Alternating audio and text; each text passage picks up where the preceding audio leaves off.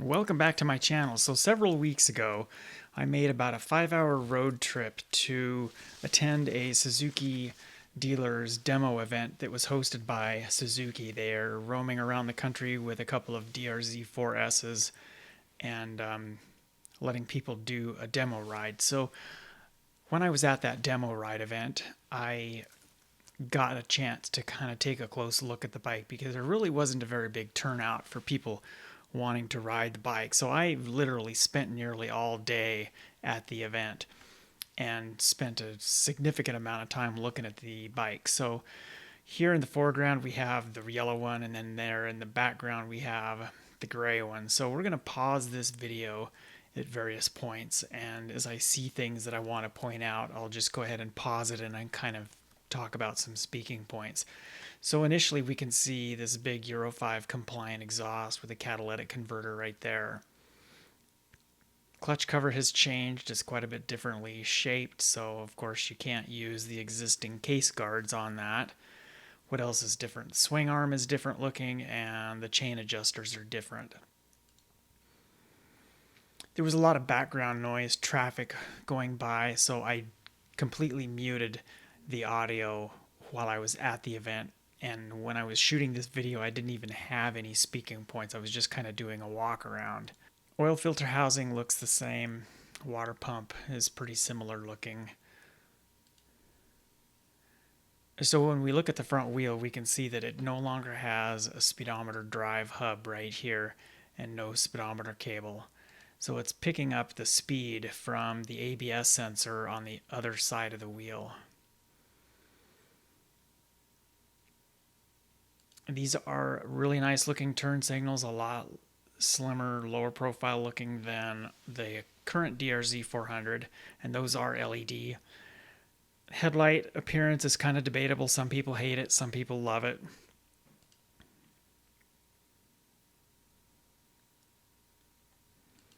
And right here is the brake line, and then you can also see the ABS sensor cable. It's this smaller diameter cable that kind of runs around the outside the way this bike is set up. And here it is right here as well. And then you can also see it right here. And then the ABS sensor is built into this piece here. And then here's our ABS sensor ring.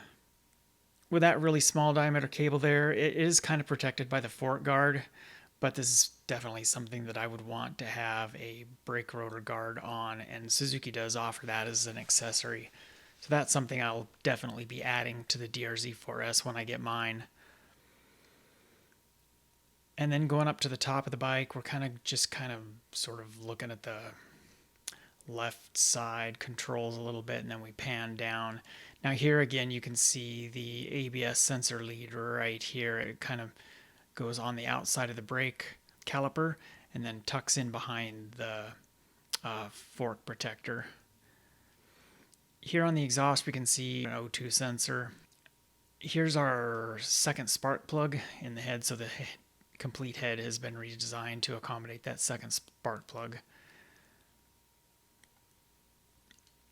Here's something that's different is the frame, of course, has been redesigned, so it's a twin spar frame instead of a single backbone.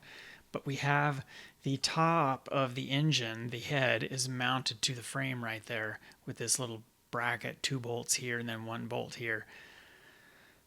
Starter and the starter cover look identical. Here is a lot of the fuel injection system stuff. So right here, this little rubber cover, we pull that back, it exposes a keyhole. So we insert the ignition key into that, and then we can pull off this black side panel. That reveals the back portion of this main white side panel, and then there's 2 tools in there. We use those tools to get access to the air filter. Now, one thing that I've noticed down here is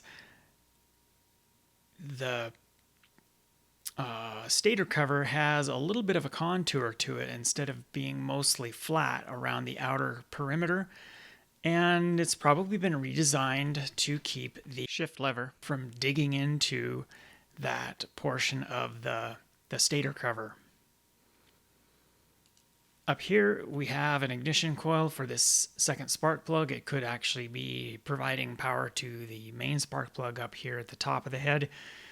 We do also have a much bigger cooling fan here. You can see how it's quite a bit bigger in diameter from what I can tell.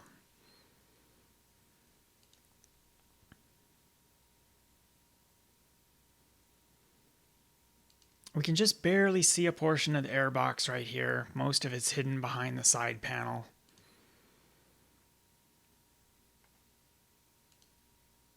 The foot pegs are wider than the current DRZ, the 2000 through 2024. Somewhere I have a measurement. It may have been in a video clip that I have, but I haven't found that clip yet.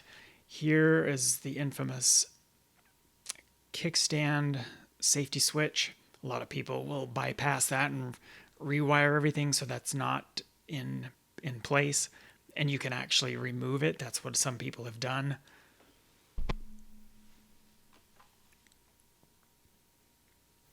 The battery is located in the same location as the current DRZ. It's back there behind the black and white portion of the side panel.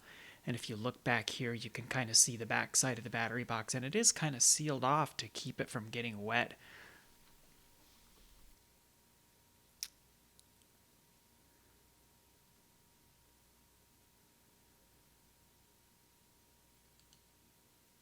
You've got your typical seat and this useless seat strap that die-hard riders will probably remove. I know that I will. Totally different rear brake master cylinder. It is all metal with a little metal cover. The existing DRZ, the 2000 through 2024, it had a plastic reservoir, and a lot of people have had issues where that plastic reservoir sort of deforms and swells up a little bit. Mine actually did it, but it took a long time for that to happen.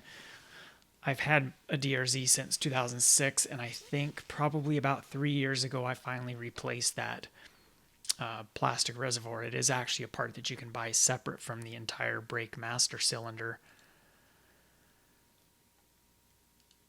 There's the seat bolt. That seat bolt also holds on this side panel. Same thing on the other side.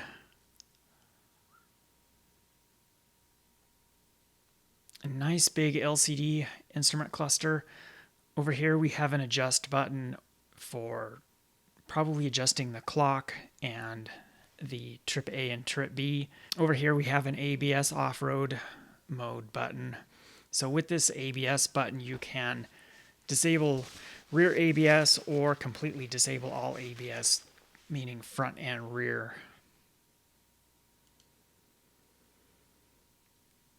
One of the neat things that I discovered after doing some reading and then witnessing it myself is the new DRZ has a function called, I think it's called the Suzuki Easy Start. It's a lot like vehicles that have push to start, the little button on the dash. You just push a button on the dash and you don't have to hold the button until the vehicle starts. You just push the button. Same thing here. I can just blip that button and the bike will keep the starter engaged as long as necessary to start the bike. In other words, I don't have to hold the starter button down continuously until the bike starts. I just push it real quick, just a momentary press, and then the bike will do whatever it needs to do to start.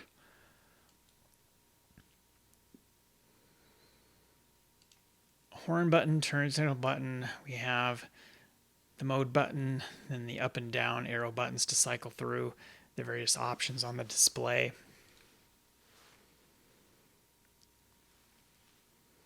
I have another detailed video that shows what those buttons do and walking through the various settings on the instrument panel for traction control and ride modes.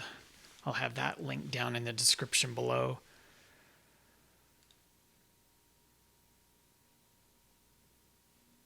Be sure to hit the subscribe button and the notification bell so you don't miss those videos when I publish those. Suzuki rep said you could literally ride around the parking lot like that. This is so much quieter. Holy smokes. Instant throttle response.